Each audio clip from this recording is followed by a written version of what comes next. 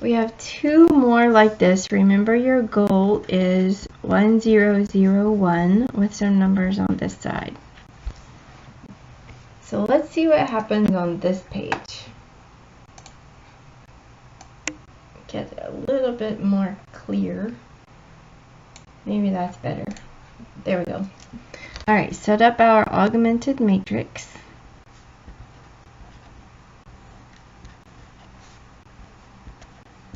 I think that's right. 1, 2, 9, 1, 2, 13. We already have a 1 there. So we need a 0 here. What do you add to 1 to make 0?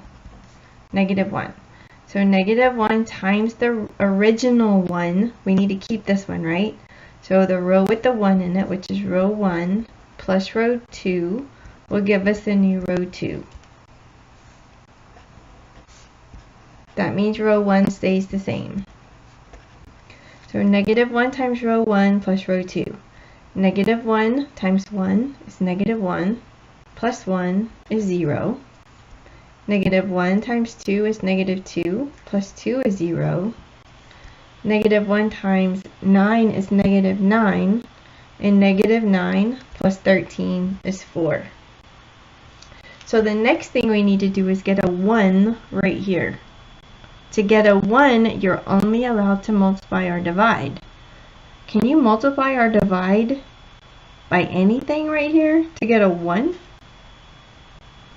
It's not possible, right? This entire row actually means 0 equals 4. And that is not a true statement, right? That means this particular system has no solution. So if you end up with a row of zeros and a constant that's not 0 on this side, your answer is no solution. These are parallel lines.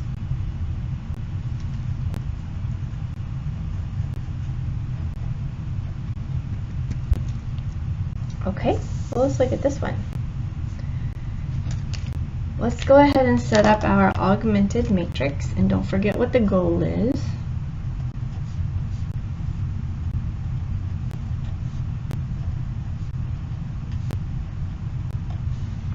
So the first thing we want to do is to get a 1 right there. So when you divide everything in this row by negative 3. So row 1 divided by 3 is the new row 1. That means row 2 stays the same.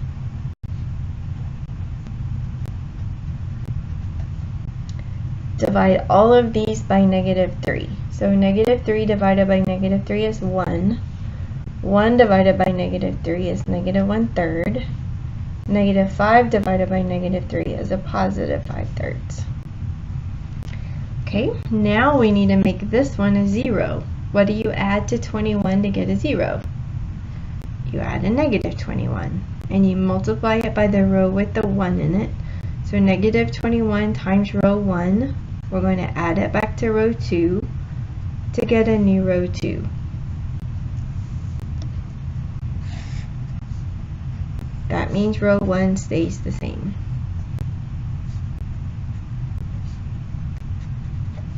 So negative 21 times row 1 plus row 2. Negative 21 times 1 is negative 21, plus 21 is 0. Negative 21 times negative 1/3. Well, a negative times a negative is a positive. And 21 times 1/3 is just 7, right? 7 plus negative 7 is 0. So a lot of people actually stop right there and just say no solution. But let's keep going and see what happens. We have negative 21 times 5/3. Negative 21 times 5/3. 3 will go into 21 7 times, and that's a negative 35. Plus 35 is 0. Well, this bottom row actually means 0 equals 0, right? That means infinitely many solutions.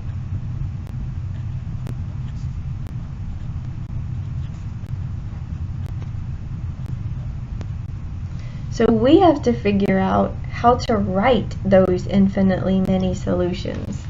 So go back to your original problem. Is there an equation that would be easy to solve for one variable?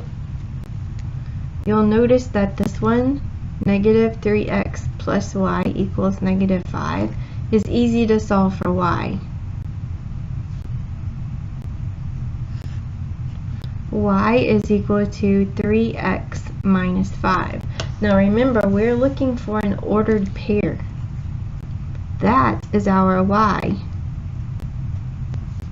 Since this has an x in it, we just have x for x. So this represents all of the general solutions for that particular equation.